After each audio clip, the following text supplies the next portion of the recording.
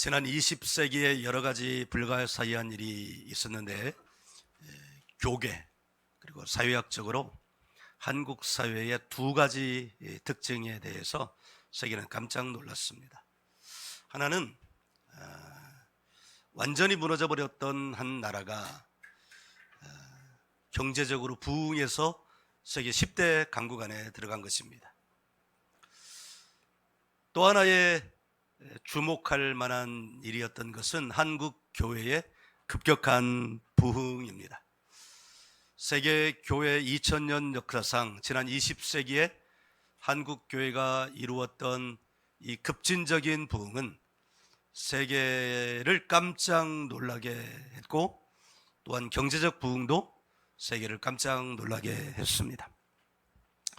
21세기 들어서 한국 교회는 다시 세계를 깜짝 놀라게 하고 있습니다.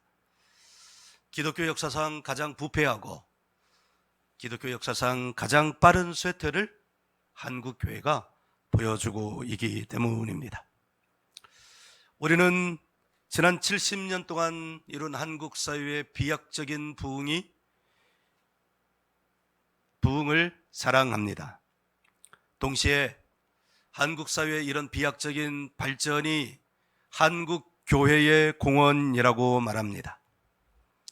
겉으로는 하나님의 은혜를 말하지만 사실은 교회의 공로를 자랑한 것이죠. 한국 사회의 발전이 어디 교회만의 공로라고 말할 수 있겠습니까? 한국 사회 발전에는 여러 가지 이유들이 있죠. 그 가운데 세계는 위기를 극복하고자 하는 한국인의 저력을 칭찬합니다. 절박함, 한국인 가지고 있는 특유의 위기 돌파력, 근면함 등을 칭찬합니다. 그런데 한국 교회는 한국 사회 발전이 한국 교회 때문이라고 자랑하였습니다. 전적인 하나님의 은혜가 아니고서는 있을 수 없는 일을 한국 교회는 교회가 기도하여서라고 말한 것이죠. 이렇게 자랑으로 자만에 빠져 있던 한국 교회는 그 자만으로 말미암아 자기 갱신의 능력을 상실하고 자기 갱신의 기회를 잊어버리고 놓친 채 스스로를 퇴락의 길로 이끌어가고 있습니다. 기독교 신앙의 핵심은 교회도 아니고 기도도 아니고 심지어 우리가 말씀이라고 말하는 그 말씀도 아니고 기독교 신앙의 핵심은 십자가 그리고 부활입니다. 우리가 구약성경이라고 말하는 구약성경은 그 전체를 통해서 십자가를 예표하고 있고 부활을 예표하고 있습니다. 그러므로 구약도 십자가와 부활이 없이는 구약도 사실은 우리에게 별 의미가 없습니다. 만일 구약 성경이 그러하다면 신약 성경은 말해 못하겠습니까? 더더욱 신약 성경의 핵심도 십자가와 부활입니다. 십자가는 죽음을 말하는 것입니다. 부활은 죽음을 뛰어넘는 것을 말하는 것입니다. 십자가는 인간의 태생적 한계를 말하는 것입니다. 부활은 그 한계를 극복하였다는 것을 말하는 것입니다. 인간의 태생적 한계란 그 어떤 것으로도 해결할 수 있는 죄의 본성을 말하는 것이고, 부활은 그 죄의 문제가 한 사람의 부활하심으로 말미암아 해결되었다는 것을 말하는 것입니다. 십자가는 죽음이고 부활은 다시 태어나는 것, 거듭남을 말하는 것입니다. 사도 바울 선생은 놀랍게도 수많은 기적들을 경험하고 수많은 고난들을 경험하고 예수님 이후 예수님의 길을 가장 유사하게 걸어갔다고 평가를 받는 사도 바울은 내가 자랑할 것이 수없이 많지만 그 자랑할 것을 다 없이 하고 단 한 가지만 자랑한다면 십자가 외에는 내가 자랑할 것이 없다고 말씀하셨습니다. 그런데 한국 교회는 어느덧 이 십자가 자랑이 사라져 버렸고 건물을 자랑하고 유복한 삶을 자랑하고 사람 맞는 것을 자랑하고 힘을 자랑하고 말쑥한 것을 자랑하고 말끔한 설교를 자랑하고 자랑에 빠져서 그만 십자가를 잃어버리고 말았습니다. 오늘 말씀 우리가 벌써 4번째 예배를 드리고 있는 오늘 본문의 핵심은 2가지입니다. 하나는 십자가와 부활입니다. 또 다른 하나는 십자가와 부활로 거듭난 사람이 그리스도인 된 사람이 참 그리스도인 된 사람이 무엇을 위하여 살아가야 하는가?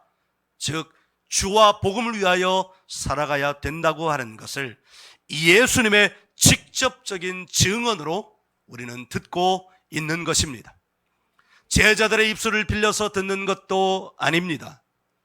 사도 바울의 입술을 통해서 듣는 것도 아닙니다.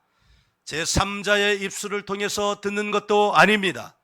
예수님 당사자, 참 사람이시며 참 하나님이신 당사자이신 예수님의 입술을 통해서 인간이라면 이 2가지를 반드시 가지고 있어야 한다. 첫째는 십자가와 부활이다. 둘째는 나와 복음, 주와 복음, 예수와 복음을 위하여 사는 것이다 라고 직접 증언하고 계시는 것입니다. 십자가와 부활 그리고 주와 복음을 위하여 사는 것의 브릿지 역할을 하는 것은 거듭남입니다.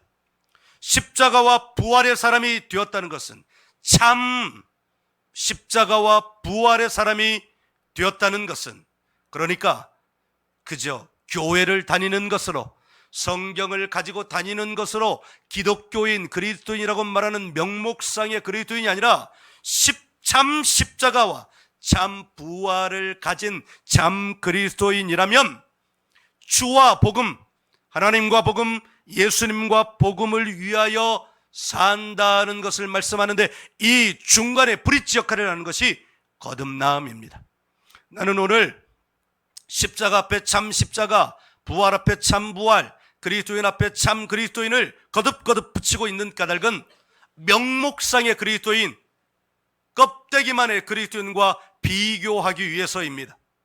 저문을 열고 교회를 다닌다는 것, 자동차에 십자가 목걸이를 들고 다닌다는 것, 자동차 뒤에 성경책을 싣고 다니는다는 것, 주일이면 아침마다 교회에 나온다는 것이 그가 참 그리스도인이라는 것을 보장하는 것이 아니기 때문에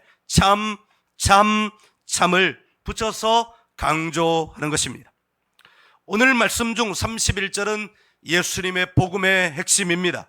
우리 31절을 같이 다시 한번 읽어보겠습니다. 인자가 많은 고난을 받고 장로들과 대제사장들과 서기관들에게 버림받아 죽임을 당하고 사흘 만에 살아나야 할 것을 비로소 그들에게 가르치시니 아멘. 사람은 살아가면서 고난을 받습니다. 정도 차이는 있지만 고난이 없는 사람은 없습니다. 사람은 살아가면서 버림을 받습니다. 정도 차이는 있지만 어떤 사람은 살아가면서 많은 버림을 받기도 하고 어떤 사람은 좀 적은 버림을 받기도 하지만 버림이라는 이 과정을 겪지 않는 사람은 없습니다. 관계 안에서 버림받고 환경 안에서 버림받고 심지어 자기 자신으로부터 버림받는 것이 인간 존재입니다. 그리고 결국 고난과 버림의 과정을 통해서 인간은 죽음을 피할 수 없습니다. 예수님은 지금 인자가 많은 고난을 받고 버림을 받고 죽임을 당하고 당신이 걸어가야 할 길을 이야기하고 계시지만, 왜 인간에게 십자가가 필요한가? 내가 받는 고난처럼, 내가 받는 버림처럼, 내가 당하는 죽음처럼 이 땅에 태어난 모든 인간은 그 고난과 그 버림과 그 죽음을 피할 수 없다는 것을 가르쳐 주시기 위함입니다. 모든 사람이 걸어가야 할 필연적인 것입니다. 고난과 버림과 죽음을 피하기 위해 역사의 어떤 제왕들은 죽지 않는 길을 찾아봤지만 그들도 결국은 사람이기에 죽고 말았습니다. 이 죽음의 과정, 버림의 과정, 고난의 과정을 해석하기 위해 수많은 철학적 연구도 했지만, 그러나 거기에서도 결국은 답을 찾지 못하고 찾으려 하면 할수록 인간의 한계에 부딪힐 수밖에 없었습니다. 그렇습니다. 인간은 고난받고 버림받고 죽는 존재입니다. 그런데 예수님께서는 그것이 끝이 아니라고 이 말씀을 통하여 우리 가운데 말씀하여 주십니다. 이 땅에는 모든 인간이 다 결국은 죽음으로 끝나지만, 전능하신 하나님, 창조주 하나님, 무소부재하신 하나님은, 그 인간을 창조하신 하나님은 그 창조의 목적이 죽음으로 끝나는 것이 아니라 다시 부활케 하려 하신다는 것을 예수님을 통해서 가르쳐 주시기 위하여 바로 여기 이곳 버림받으며 죽임을 당하고 여기서 멈추지 않고 사흘 만에 살아나야 할 것을 예수님 당사자가 직접 가르쳐 주고 계십니다. 인간이 필연적으로 겪어야 될 죽음을 예수님은 육적인 사람의 최종 결말을 당신의 십자가로, 인생을 하나의 게임으로 치자면 게임을 바꿔버리셨습니다. 십자가는 게임 체인저의 첫 버튼이요, 부활은 그 게임 체인저의 마지막 종결이라는 것을 예수님은 여기서 처음으로 가르쳐 주신 것입니다. 이 하나님 나라 복음의 비밀, 이것이 바로 복음입니다. 복음은 뭔가 기도하여 응답받는 것, 이것은 복음의 과정 가운데 하나이지만, 참 복음은 죽음을, 사단은 모든 인생들을 죽음이라는 두려움 안에 집어넣어서 그 죽음 때문에 살게 만드는 것이지만, 하나님은 예수 그리스도의 십자가와 부활을 통해서 죽음이 끝이 아니라 죽음을 이기고 영원한 부활이 있다는 것을 직접 가르쳐 주셨다는 것을 여러분 알기를 간절히 바랍니다. 우리는 몇 주 전에 아브라함 매슬로우의 인간의 욕구 5단계 이야기했습니다. 마지막 단계는 자아실현의 욕구. 그러나 여러분, 사단은 자아실현이라고 하는 인간의 거창한 테마를 앞에 놓았지만, 결국은 그것도 인간 안에서 이루어지는 길이고, 결국은 죽음을 극복하지 못하는 길이고, 결국은 인간의 한계 안에서 좌절의 끝이라는 것을 여러분 알기를 바랍니다. 그래서 역사학계, 철학계, 심리학계에서는 아브라함 매슬로우의 이 심리학적 단계를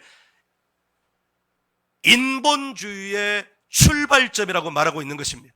그러니까 자아 실현을 하려 하면 할수록 신본주의가 아니라 인본주의적 삶을 살고 결국은 거기서 좌절의 삶을 산다는 것을 그의 학문으로 증거한 것입니다. 모든 사람이 자신의 욕구, 즉 정욕을 위해서 살아갑니다. 그런데 나는 그 말씀을 받는 가운데 이 정욕이라고 하는 단어가 어떤 의미라는 것을 여러분 가르쳐 줬습니다.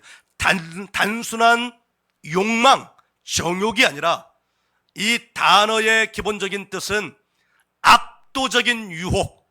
그러니까 사람이라면 인간의 정욕의 그 압도성에 피할 수 없이 당할 수밖에 없다는 것입니다.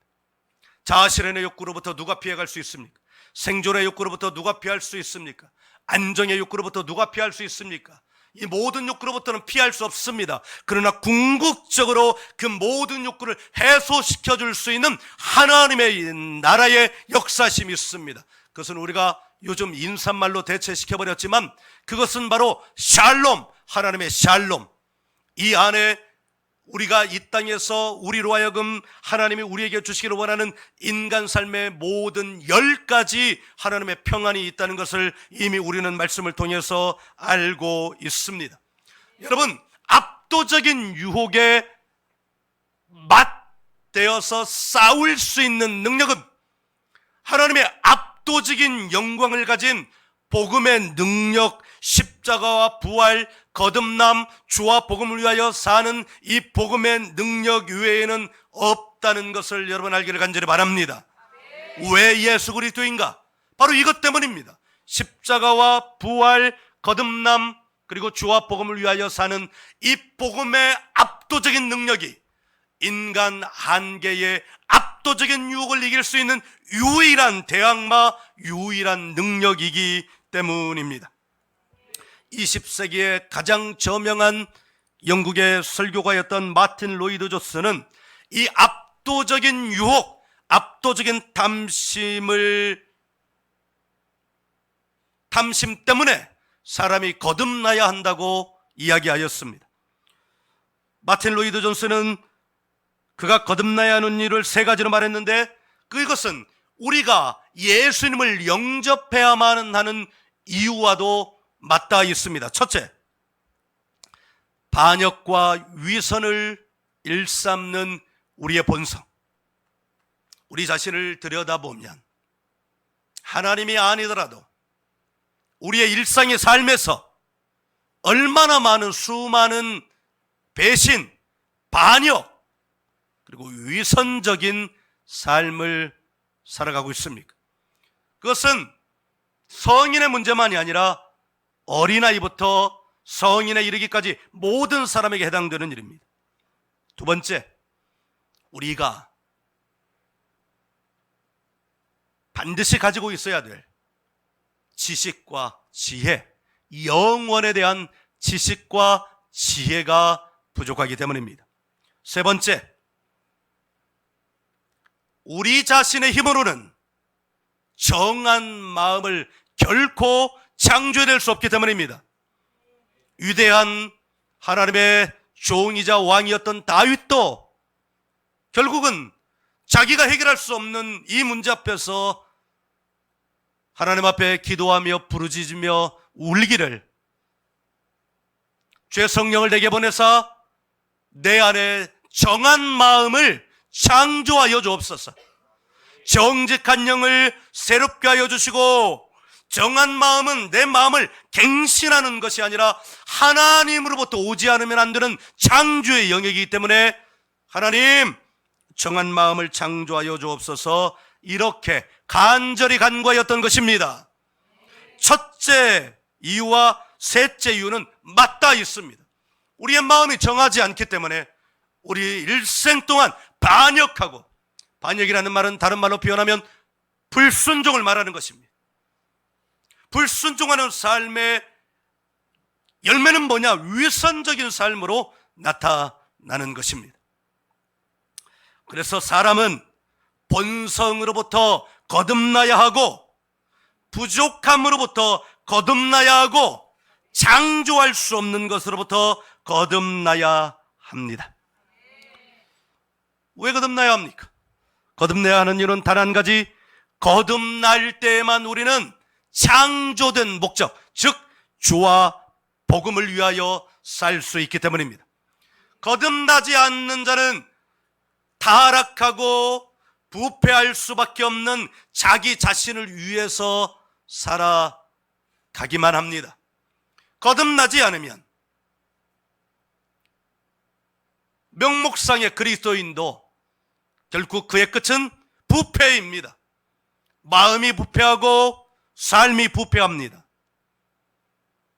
명목상의 그리스도인은, 그저 성경책이나 들고 다니는 그리스도인은 결코 주와 복음을 위하여 살 수 반드시 십자가와 부활로 거듭나야만 합니다.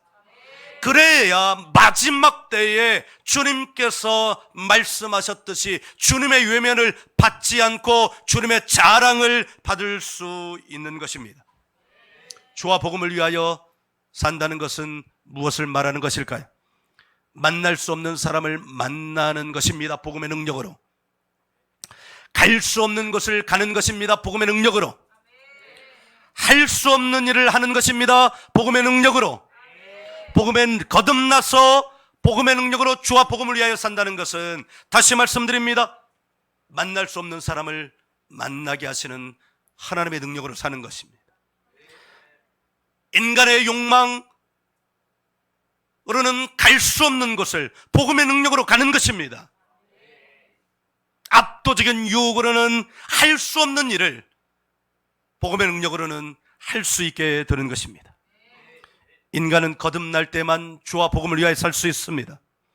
수십 년간 교회를 다녀도 거듭나지 않을 수 있습니다. 주님을 향한 거듭남의 간절함이 없는데 어떻게 그 문이 열릴 수 있겠습니까?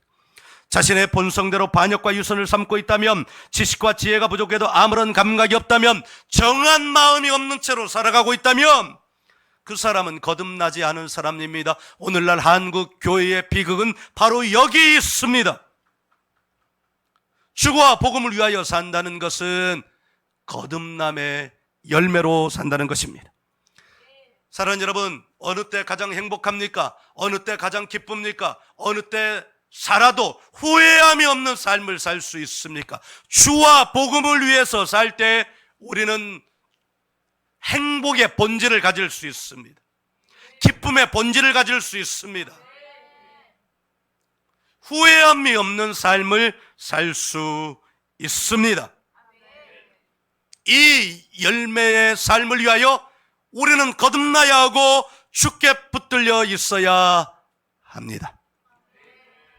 오늘 말씀에서 베드로는 거듭나지 못했음을 여실히 드러냈습니다. 예수님 곁에 있으므로 그는 예수님이 누구신지 알 수 있었습니다. 그러나 그것으로는 예수님을 따르기에 부족했습니다. 그는 이 거듭남의 본질, 복음의 능력의 본질, 사단의 압도적인 유혹을 능히 유일하게 이길 수 있는 복음의 능력, 복음의 본질이 선포되자 그 안에 있던 거듭나지 못했던 본성, 사단의 본성이 나타나 예수님을 비난했습니다. 사랑하는 여러분, 우리가 살아가고 있는 이 세상에서 복음의 본질, 거듭남의 본질, 주와 복음을 위하여 살아간다면 세상은 우리를 비난할 것입니다.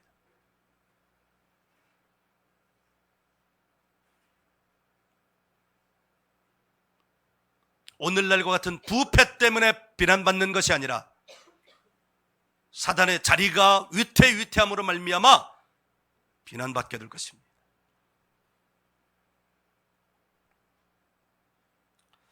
베드로의 이 모습은 바로 우리들의 모습이요, 오늘날의 한국 교회의 모습입니다. 사랑하는 여러분, 우리는 하나님과 세상 앞에서 자랑할 것이 하나도 없습니다. 가장 역겨운 것이 그리스도인이면서 하나님을, 예수님을, 성령님을 빙자하여 자기의 삶의 것들을 자랑하는 것입니다. 그러나 성경은 우리에게 여실히 말씀하여 주고 있습니다. 우리가 자랑할 것은 십자가 외에 다른 것이 없다고 말입니다. 그런데 한국 교회는 십자가를 자랑하는 그 절박했던 그 십자가의 교회가 사라져버리고 번쩍거리고 빛나고 그럴듯하고 위세 있는 그런 것들을 자랑하는 부패한 교회가 되고 말았습니다. 종교개혁자들은 가톨릭의 부패로부터 하나님의 이 복음이 훼손되는 것을 보지 못했던 종교개혁자들은 그것을 보다 못해 복음으로 돌아가자, 십자가와 부활로 돌아가자 외치면서 자기 목숨을 바치면서 교회 개혁을 했고, 그 사람들이 바로 프로테스탄트,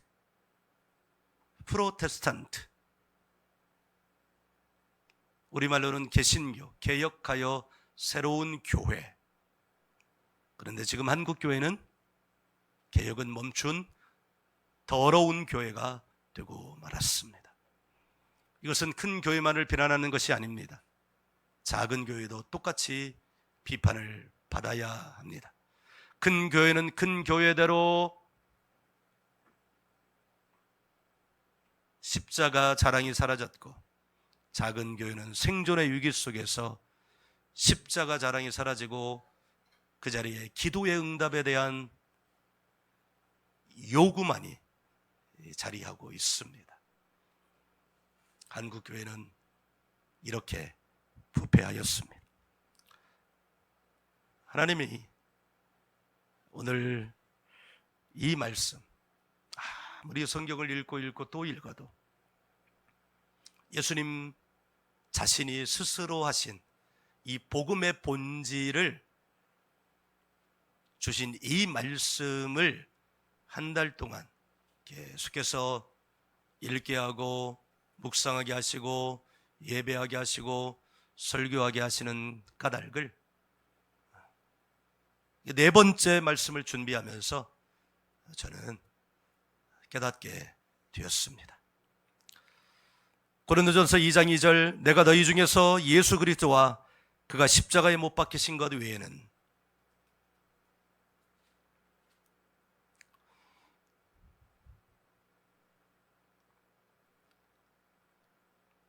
아무것도 알지 아니하기로 작정하였습니다. 부활하신 예수님을 만나고 예수님의 제자들은 비로소 예수님이 3년 동안 자신들과 함께 있으면서 알려주셨던 것이 무엇인지를 깨닫고, 한 제자는 거꾸로 죽음을 당하고, 한 제자는 짐승의 먹잇거리로 자처하고, 한 사람은 기름 가마 구덩이에 들어가고, 한 사람은 땅끝까지 나아가고 하면서 십자가와 부활을 자랑하는 참 그리스도인들로 변화되었습니다. 그 위대하신 하나님의 서사시, 그 역사의 시간 안에 하나님께 캐스팅되어 한 배역을 맡아 이름도 없고 빛도 없지만 참 소금과 참 빛의 역할을 감당함으로 사람들의 영혼을 구원하는 전도자의 삶을 살았습니다. 나는 우리 교회가 바로 그 교회 되기를 원합니다. 나는 우리 성도들이 사단의 그 압도적인 유혹을 이길 수 있는 유일한 대항마, 하나님의 복음의 압도적인 영광을 사모할 수 있기를 기도합니다. 그 길 외에는 썩어져 갈 뿐인 우리 인생, 태어나면서 우리는 썩어져 가는 거예요. 클라이막스, 전성기는 뭐예요? 생물학적으로 우리의 몸이 가장 피크에 오르는 때가 전성기예요. 그건 10대입니다. 10대가 지난 그 고점 이후에 우리의 몸은 썩어져 갑니다. 그런데 지금 우리는 그 썩어져 가는 몸을 위해서 직장 생활하고 월급을 받고 비즈니스를 하고 살아간다면 그 얼마나 어리석은 인생이 되겠습니까? 주와 복음을 위해 산다는 것은 영원한 것을 위해 산다는 것을 말합니다. 영원한 것을 사는 사람 12명, 영원한 것을 사는 사람 120명 있으니 세계가 뒤집어졌습니다. 꿈을 꿔봅니다. 꿈을 꿔봅니다. 우리 교회가